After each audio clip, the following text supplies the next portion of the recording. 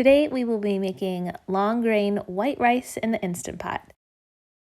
Rice is probably the thing I cook most in my Instant Pot. It is just amazing how consistent the results are, and it's just couldn't be easier. So you just want to start with 1 cup of rice. Make sure you're using white rice if you are following this recipe. Check the link below for my brown rice recipe. It's a little bit different.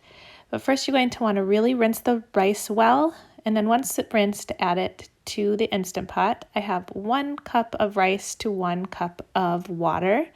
And here I'm just shimmying it so that the rice and the water are evenly distributed on the bottom of the pot.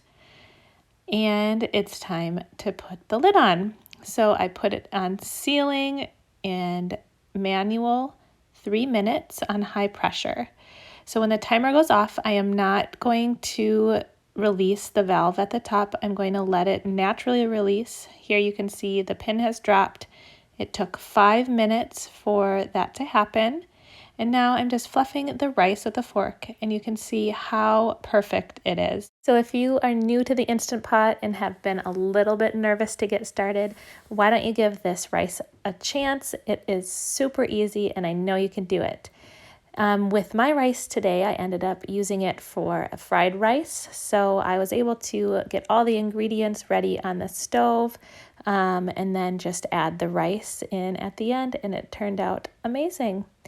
If you haven't already, please consider subscribing and giving this video a thumbs up. It helps out my channel so much, and I'll see you guys in the next one. Bye!